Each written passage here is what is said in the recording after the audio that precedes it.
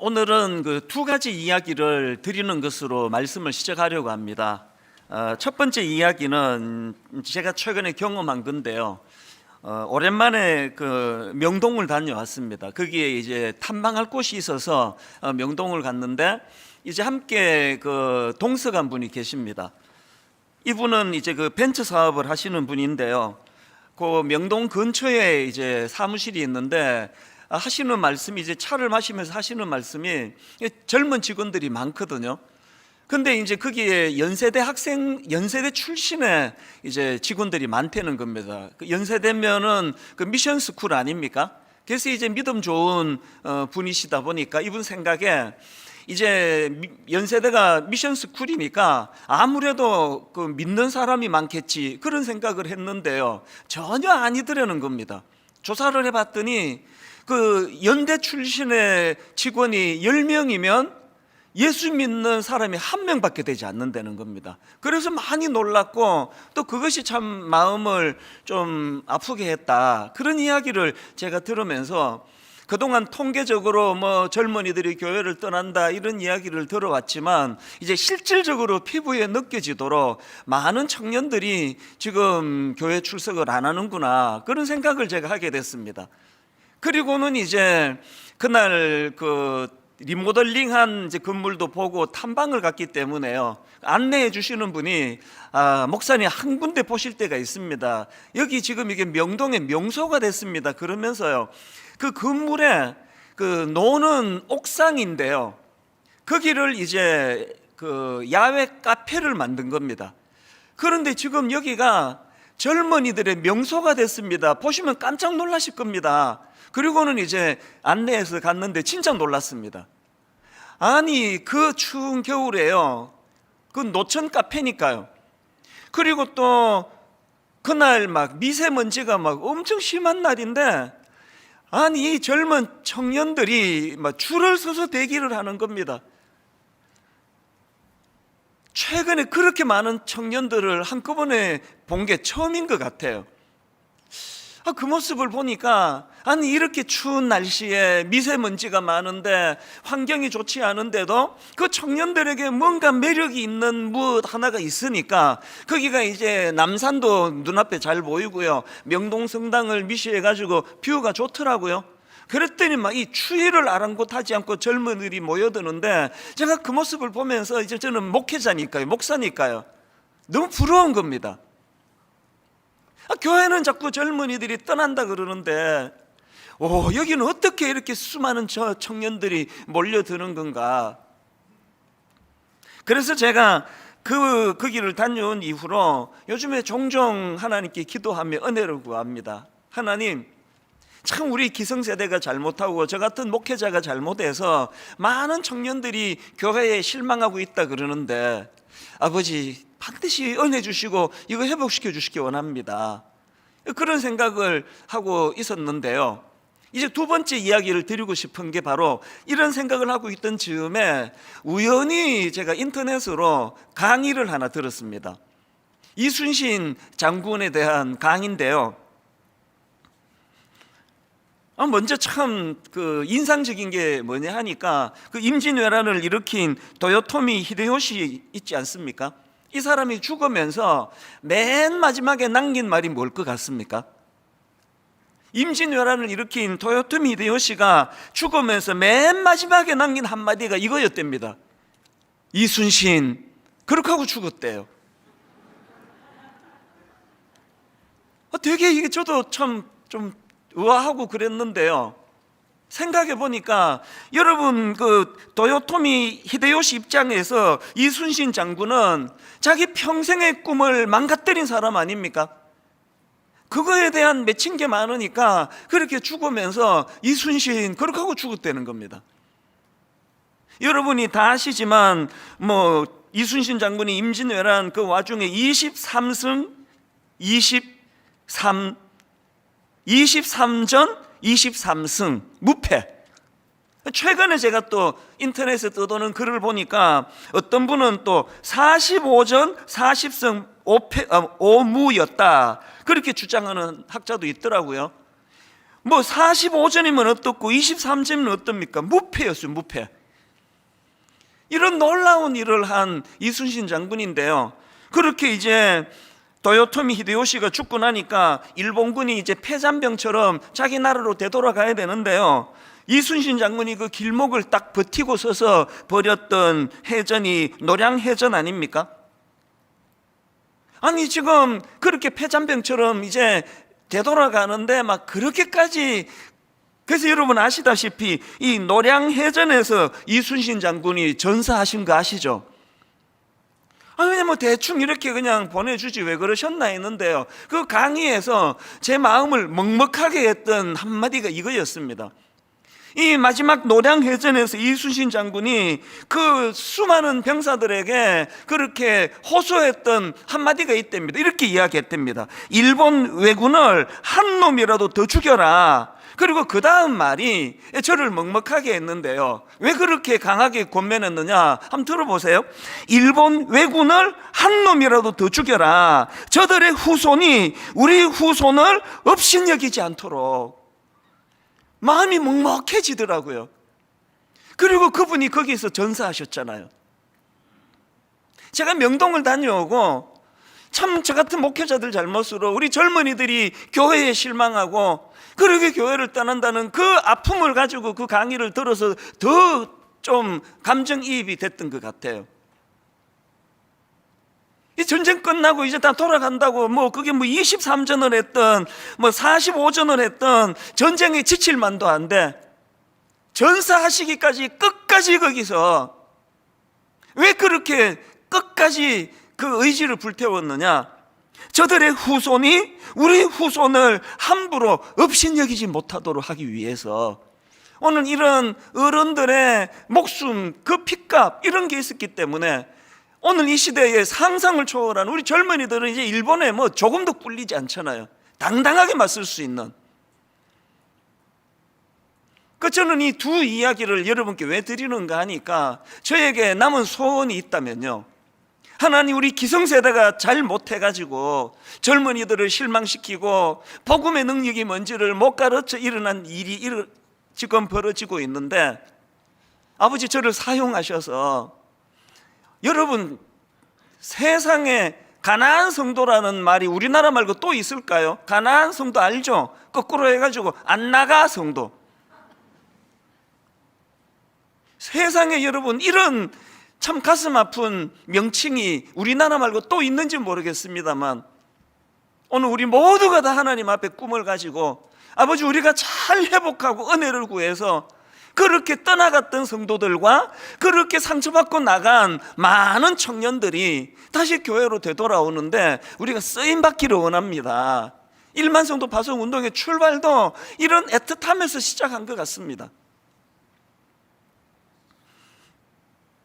어떻게 해서든지 우리가 뭐 좋은 거 이런 거보다는요, 우리 다음 세대가 보기에 교회가 부끄럽지 않도록 여러 번 말씀드렸죠. 저의 목회는 그 목표가 딱 하나예요. 작게는요, 우리 집에 세 아이 다 20대거든요 우리 집 세 자녀가 자기 아빠가 목사인 것이 부끄럽지 않도록 하는 거.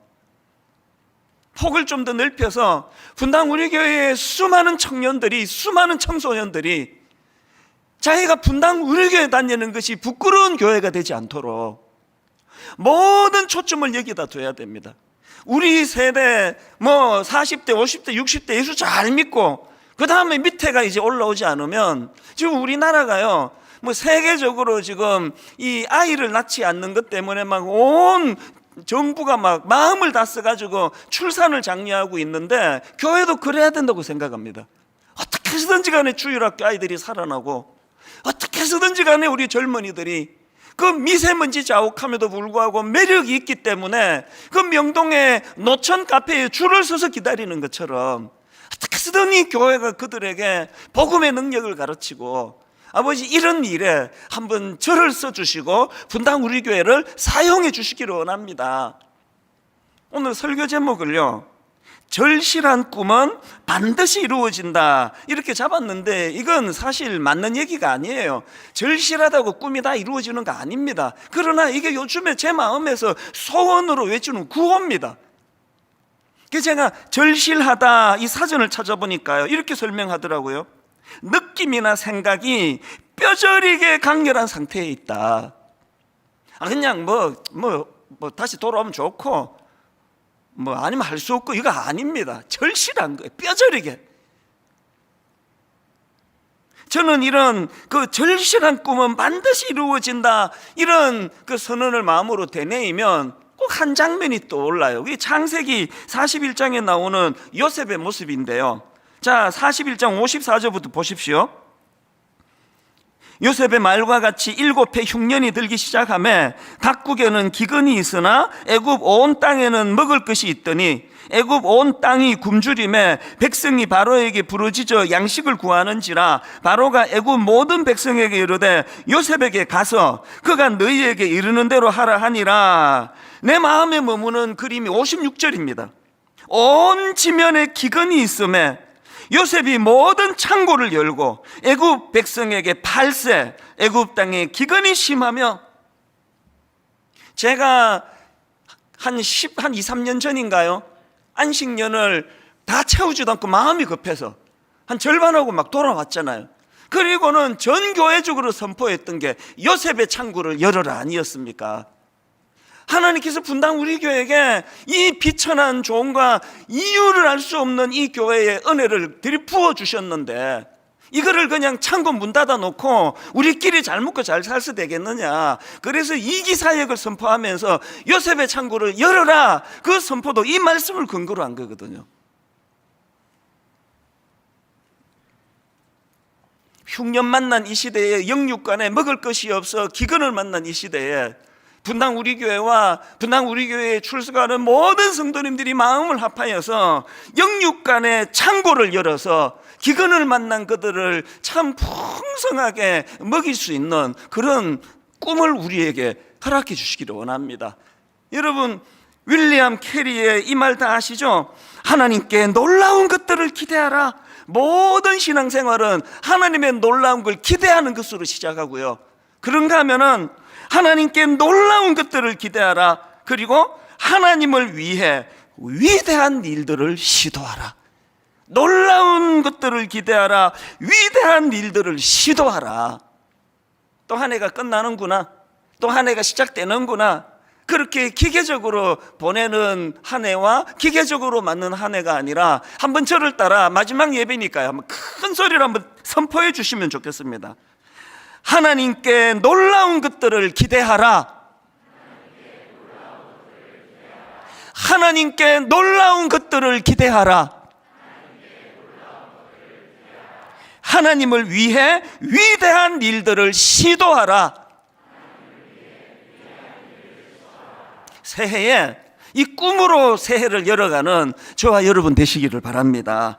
우리 모두가 꿈꾸기를 원합니다. 근데 여러분, 10명이 모이면 꿈이 10가지일 거고요, 100명이 모이면 각자 꿈이 다 다를 겁니다. 저는 목사니까 이런 꿈을 가지고 하나님 앞에 꿈을 꾸고 있지만, 사업하시는 분, 학교 선생님, 의사 선생님, 가게 하시는 분, 다 꿈이 다를 거예요. 다 꿈이 다른데요, 오늘 알아야 되는 게 뭐냐? 공통점이 하나 있다는 거예요. 모든 사람들이 꿈이 다르지만 그 꿈을 이루기 위해서 꿈꾸는 모든 사람이 공통적으로 가지고 있는 전제가 있다는 겁니다. 이걸 오늘 나누고 싶은데요, 꿈을 이루기 위한 두 가지 전제, 본문을 중심으로 살펴보기 원하는데요, 첫 번째 전제가 뭐냐? 꿈을 이루고 싶으십니까? 하나님의 내재하심을 경험하는 인생이 돼야 된다는 겁니다. 하나님의 내재하심. 오늘 본문에서 요셉을 묘사하면서 계속 반복하는 표현이 있는데요, 창세기 39장 2절입니다. 여호와께서 요셉과 함께 하심으로 그가 형통한 자가 되어, 바로 그 다음 3절입니다. 후반절에 또 여호와께서 그의 범사에 형통하게 하심을 보았더라. 또 23절, 간수장은 그의 손에 맡긴 것을 무엇이든지 살펴보지 아니하였으나 이는 여호와께서 요셉과 함께 하심이라. 그 다음 보세요. 여호와께서 그를 범사에 형통하게 하셨더라. 우리는 자꾸 요셉을 꿈꾸는 사람이다, 꿈꾸는 사람이다 그러는데요, 성경에 그렇게 묘사된 게 한 군데도 없습니다. 아니 어떻게 꿈꾸는 게 요셉의 특징입니까? 어린 나이에 요셉 정도 꿈 안 꾼 사람 누가 있느냐고요. 나도 대통령이 꿈이었습니다. 중학교 가면서 국회의원 되고, 고등학교 가면서 시의원, 대학교 가면서 그냥 뭐 흐지부지 된 것 같아요. 막 우주사부터 시작해가지고 뭐 요셉 정도로 꿈 안 꾼 분이 누가 있느냐고요. 여러분, 요셉의 특징을요, 꿈이라고 얘기하는 건 그건 좀 안 맞는 것 같아요. 그런데 요셉은 성경에서 그를 어떻게 묘사합니까? 직접적으로 묘사하잖아요. 그는 형통한 사람이라고. 요셉이 꿈꾸는 것이 특징이 아니고요, 그 터무니없는 황당한 꿈을 꾸던 그 어린아이의 꿈을 응답해 주시는 하나님의 일하심으로 인한 형통하심, 그게 요셉의 특징입니다. 오늘 예배드리는 모든 성도님들과 성도님들의 가정의 자녀들이 이 요셉이 누렸던 형통의 복을 누리게 되시기를 바랍니다. 아멘 하신 분, 조금 있으면 그 취소할래 이럴지 몰라요. 왠지 아십니까? 지금 성경은 요셉이 형통하다 그러는데 이게 좀 헷갈려요. 자, 본문의 배경 한번 전후 보시겠습니까? 이게 형통이 아닙니다. 1절을 한번 보십시오. 세 번 얘기입니다. 요셉이 이집트로 끌려갔다. 요셉을 이집트로 끌고 내려간 이스마엘 사람들은 바로의 신하인 경호대장 이집트 사람 보디발에게 요셉을 팔았다. 이 배경을 아시겠습니까? 지금 요셉 인생의 가장 절망적인 상황이에요. 형제들이 죽이려고 웅덩이에 그냥 집어넣었다가 돈 받고 지금 요셉을 듣지도 보지도 못한 생소한 남의 나라에 팔아버린 거예요. 그래서 지금 오늘 본문의 시작이요, 어떤 사람이 요셉을 돈 주고 노예로 사는 것으로 시작합니다. 그리고 오늘 본문을 우리가 6절까지 읽었지 않습니까? 바로 그 다음 7절을 보니까 끔찍합니다. 그 후에 그의 주인의 아내가 요셉에게 눈짓하다가 동침하기를 청하니, 이것도 정신 나간 여자가 또 하나 나오잖아요. 그 주인집 아줌마가 세상에 그 어린애한테 그냥, 그래서 요셉이 그 끔찍한 이 여자의 성적인 유혹을 물리치고 나니까 그 분노, 그 괘씸죄 아닙니까? 그래서 너무나 억울한 누명을 씌워가지고 감옥에 들어가는 게 오늘 본문 그 다음이에요. 이런 형통을 원하세요? 우리 어머니가 오신 줄 알았습니다. 우리 어머니는 어릴 때 늘 저보고요, 기도하실 때 하나님, 우리 아들 찬수가 요셉 같은 인물 되게 해주시기 원합니다. 요셉 같은 인물 되게 해달라 그랬는데 뭣도 모르고 아멘 했는데 나중에 알고 보니까 요셉이 끔찍해요.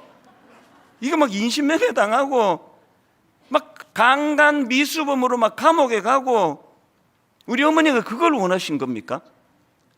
아니, 이게 지금 요셉의 삶을 본문을 보면은요, 이게 형통하고는 거리가 먼데 계속 성경은 형통하다 한 번만 하면 안 믿을 것 같으니까 계속 반복해서 지금 오늘 본문에만 지금 3번 나오고 있지 않습니까? 여기서 우리가 하나 눈치를 채야 되는 게 있습니다. 기도를요, 안 하는 것도 문제고요, 하나님의 그 개념과 잘못 알고 구하는 건 더 큰 문제예요. 우리가 말하는 형통은 뭡니까? 고생 안 하는 거, 모함 안 당하는 거, 부자 되는 거, 좋은 대학 가는 거. 근데 하나님의 형통은 그게 아니에요. 왜 하나님은 이런 상황에 있는 요셉을 형통하다 하느냐? 지금 성경을 한번 그 내용을 보시면 압니다. 하나님의 기준이 뭐냐? 2절을 다시 보십시오. 그가 형통한 자가 되어 그 앞에 무슨 전제가 있느냐? 여호와께서 요셉과 함께 하심으로 그가 형통한 자가 돼요. 3절도 똑같습니다. 그의 주인이 여호와께서 그와 함께 하심을 보며 또 여호와께서 그의 범사에 형통하게 하심을 보았더라. 심지어는요, 요셉이 그 추한 주인 여자의 모함으로 억울하게 감옥에 들어가 있는 상황인데 그 상황에서도 23절, 간수장은 그의 손에 맡긴 것을 무엇이든지 살펴보지 아니하였으니, 그 다음 보세요. 왜 그가 형통하냐? 이는 여호와께서 요셉과 함께 하심이라. 여호와께서 그를 범사에 형통하게 하심이라 하셨더라. 이 차이를 아시겠습니까? 지난 한 해 많이 힘드셨죠? 저도 힘들었어요. 제 31년 목회 중에 올해가 제일 힘들었습니다. 일만성도 파송운동을 앞두고 종의 너무나 연약한 모습을 보면서 마음이 무너지고 우울하고 힘들고 여름 때부터 많이 힘든 고비를 넘기며 왔거든요. 그런데 여러분, 제가 이 말씀을 묵상하면서 올 한 해 참 힘들고 어려운 고비를 넘겼지만 내 생애에 가장 형통한 해 중에 한 해였구나. 이 종의 연약함을 처절하게 인식하고 우울한 마음을 가지고 새벽마다 절박하게 하나님 은혜를 구하면서 불쌍히 여겨달라고 했던 그게 형통이더라고요. 그래서 다행이잖아요. 감옥은 안 갔으니까. 올 한 해 너무너무 아프고 힘든 삶을 사신 분 계십니까? 그래서 하나님을 더 의지하셨습니까? 절박함을 가지고 하나님께 나아가셨으면 원래 여러분의 삶은 형통한 삶이 된 줄로 믿으시기를 바랍니다. 여러분, 우리는 요셉의 삶을 그 전체를 다 알고 있잖아요. 아니, 여기까지 보면서 하나님이 자꾸 요셉에게 네가 형통하다 그러면 하나님 지금 장난치십니까? 이게 무슨 형통이냐고 그랬겠지만요, 우리는 그 역사를 다 알잖아요.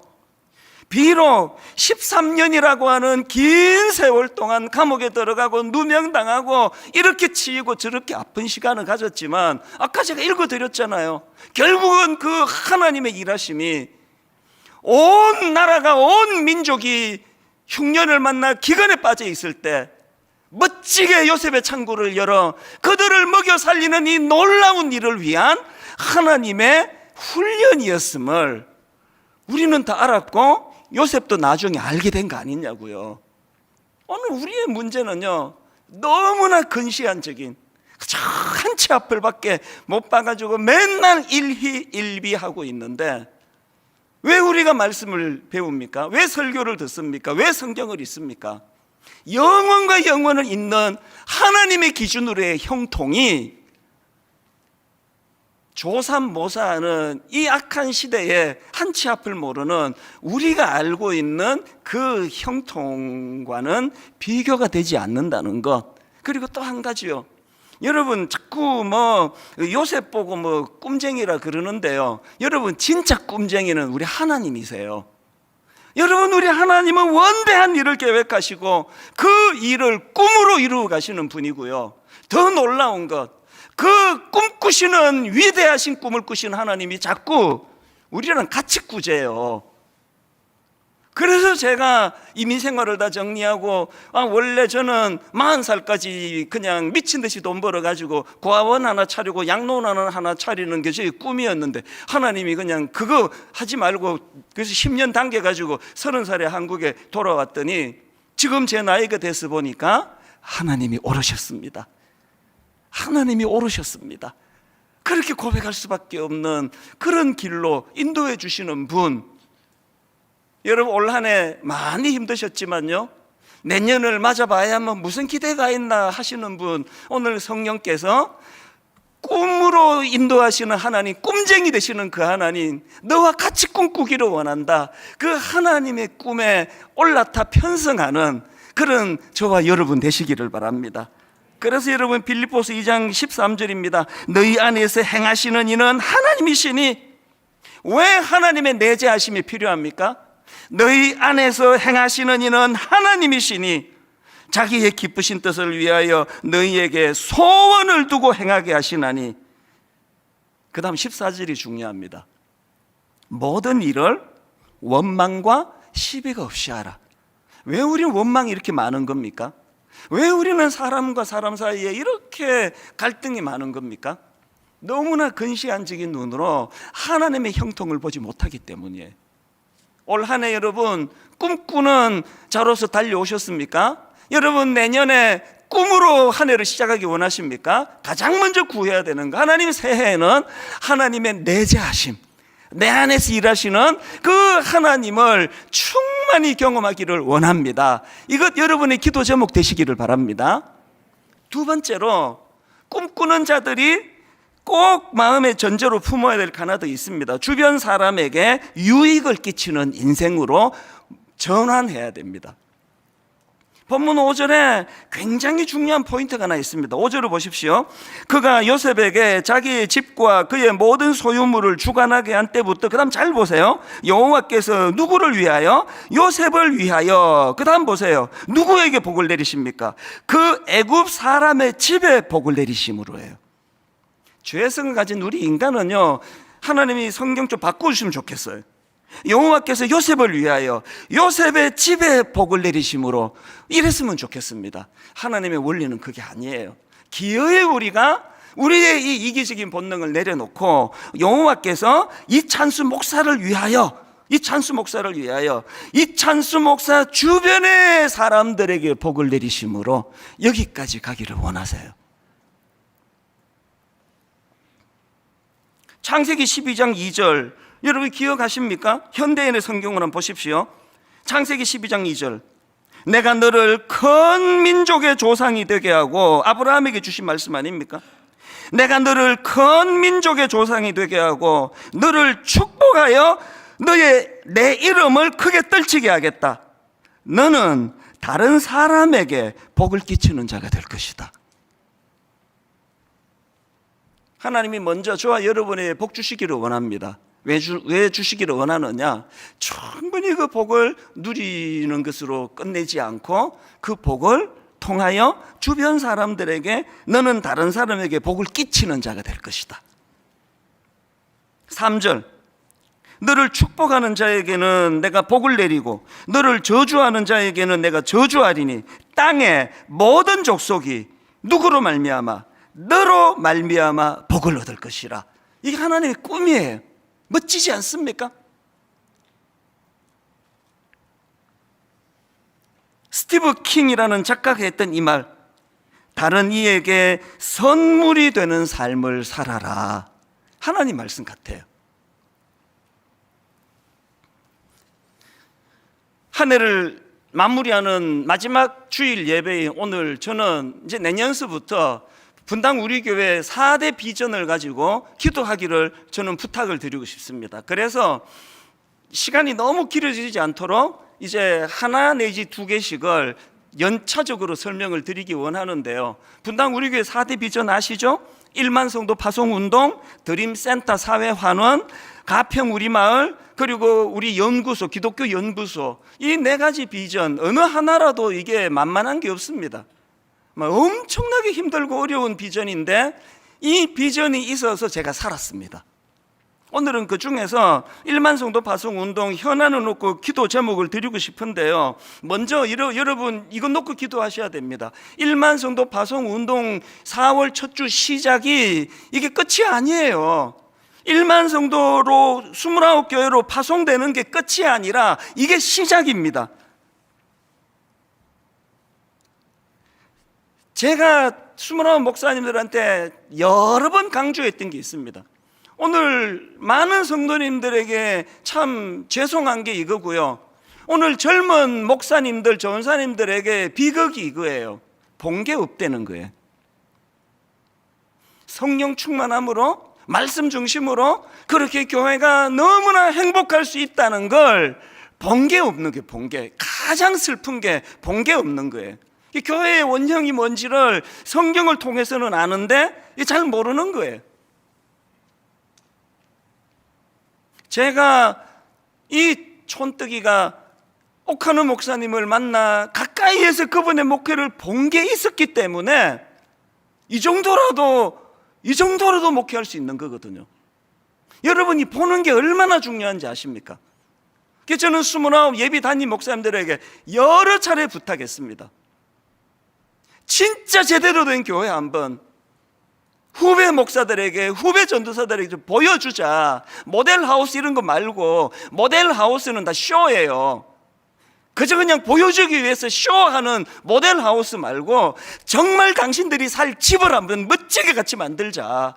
그래서 이 교회 출입하는 성도들이 성경적인 교회가 이런 거구나, 성경적인 목회가 이런 거구나, 성경적으로 목회하니 이렇게 행복한 거구나, 성도님들이 행복을 누리고, 이걸 수많은 우리 젊은 목회자들이 그 29 교회를 보면서 꿈을 꾸도록 만들어주자. 이거 큰 기도 제목 아닙니까? 그래서 저는 자꾸 부탁합니다. 처음 출발부터 세상과는 차별화된 그런 교회로 출발하자. 그래서 한 가지 진짜 중요한 기도 제목을 제가 부탁드리려고 하는데요. 지금 그 대안학교를 빌려서 하는 데도 있고, 또 좋은 공공장소를 이제 또 어떻게 구했고, 또 대학교 그 신학교를 빌려서 하는 데가 있고, 이런 교회들이 이제 좀 생기는데요. 더 많은 경우 지금 이제 그렇게 공공장소를 구할 수 없으면 상가를 이제 임대를 해야 되는데 억장이 무너져요. 이야기 잘 하다가 업중이 뭡니까? 뭐에 쓰시렵니까? 교회인데요. 교회 안 해요. 물었습니다. 어떤 목사님이. 아니 왜 교회는 안 됩니까? 그랬더니 참 말하기 너무 부끄러워요. 그냥 안 할래요, 이 이야기는. 그러니까 여러분 부탁합니다. 주변에 무슨 대안학교나 혹은 좋은 그런 그 예배 장소가 있으면 좀 꼭 연락을 주셔서 좀 도와주시면 좋겠고요. 그리고 이제 현실적으로 이제 대부분은 지금 상가를 지금 찾고 있는데요. 무슨 기도 제목을 드리고 싶은지 아십니까? 교회가 갖추어지려면 그게 전부 다 예산 아닙니까? 장소 예약부터 인테리어부터 뭐 다 예산 아닙니까? 근데 다 우리 교회가 돈이 없어요. 사람들은 막 우리 교회 엄청 부자인 줄 아는데요. 저 드림센터 우리 그 건축원금 안 했잖아요. 그래서 이제 뭐 저 엄청난 금액을 저건 사회에 환원할 거니까 이거는 뭐 그냥 막 우리가 성긴 차원으로 빚을 다 갚자. 그래서 빚 다 갚았거든요. 그래서 우리 주일학교 뭐 재정 장로님 다 막 수고 많이 하셨습니다. 막 허리띠를 막 굉장히 졸라매고 또 졸라매고 긴축하면서 그렇게 왔거든요. 그래서 이제 이 29교회를 시작하려니까 인간적으로 좀 이제 또 걱정이 또 되는 겁니다. 이거 어떻게 해야 되나? 그렇다고 해서 니들 알아서 해라. 이건 또 안 되잖아요. 그래서 이제 어떤 결정을 했느냐? 드림센터를 담보로 해가지고 이제 융자를 얻기로 했습니다. 그래서 뭐 모르겠습니다. 한 뭐 29교회 한 200~300억 정도는 필요하지 않을까요? 그래서 이제 그 시도를 하는데요. 사실 이제 지금까지는 이런 생각을 했습니다. 또 그렇게 또 얘기를 29 목사님도 했고요. 우리도 돈이 없다. 그래서 저 은행 융자를 빌려가지고 이제 여러분들에게 이거 해줄 테니까 갚아라. 여러분들이 이제 교회가 다 자립이 되면 갚으면 우리 돈이 없다. 이거 농담이고요. 그거 분당 우리 교회에서 쓰지 않겠다. 그래서 그 비용은 우리가 따로 비축을 해서 꿈을 꾸기를 원한다. 이걸로 또 이제 한국교회를 위해서 한번 쓰기를 원한다. 그렇게 의논이 됐는데요. 최근에 새벽에 성령님이 제 마음에 생각을 바꾸게 해주셨어요. 그 좋은 꿈을 왜 네 혼자만 꾸냐. 그래서 어떻게 바꿨는지 아십니까? 안 받기로 했습니다. 그래서 이제 저 드림센터를 담보로 해서 충분하게 초기 비용을 무조건 다 제공할 거예요. 그 대신에 29교회는 갚아야 돼요. 누구에게? 분당 우리 교회 말고 하나님 은혜를 생각해서 초기 비용 들어간 만큼 공동기금으로 비축을 할 겁니다. 그래서 자립이 되는 순간 다 비축을 해서 29교회와 분당 우리 교회가 함께 이제 또 다른 한 200억, 300억 되는 이 큰 그 비축된 헌금을 가지고 또 필요한데 한번 한국교회를 섬겨보자. 하나님이 제게 주신 마음이 그거예요. 이제 교회가 시작되는 29교회가 이건 뭐 그냥 빚 갚는 것으로 출발해서 되겠느냐. 꿈으로 출발하게 하자. 꿈꾸게 하자. 근데 여러분 한 가지 우리 29 목사님들한테 부탁했는데 모든 참여하는 성도님께 부탁드립니다. 뒷주머니 차지 마세요. 그래도 우리가 할 교회인데 일절하지 않기를 원합니다. 세상과 다르게 가기 원합니다.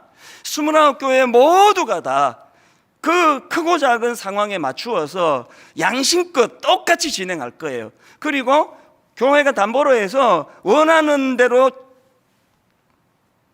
요구하는 대로 점검 없이 다 내줄 생각이에요. 그리고 그만큼 비축을 해 나갈 건데요. 딴 주머니 차지 않기예요.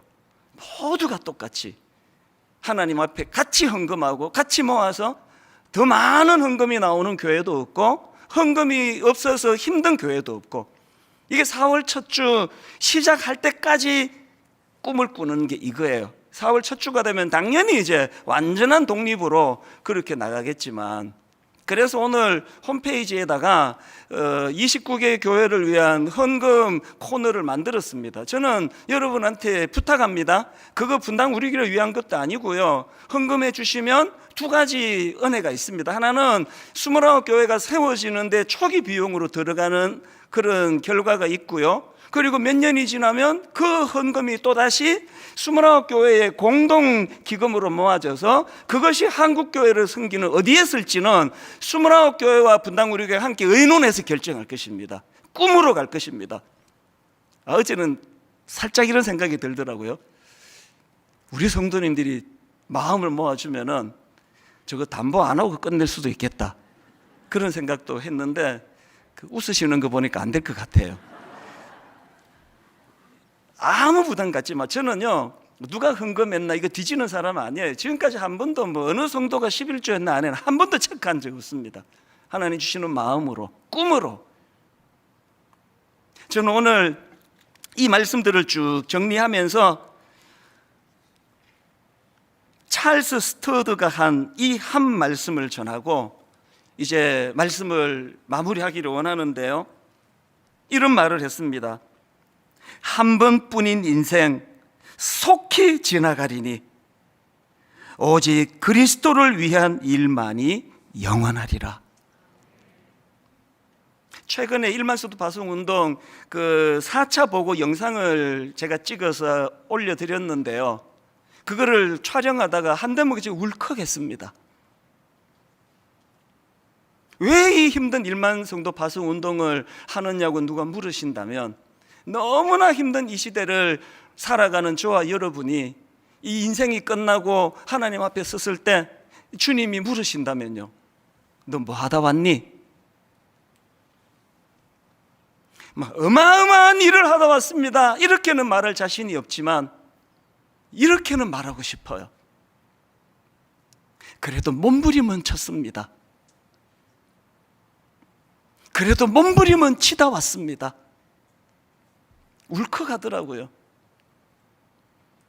오늘 예배 드리시는 신실한 모든 성도님들에게 이 꿈을 같이 꾸기를 원합니다. 뭐 하다 왔니? 그래도 몸부림은 치다가 왔습니다.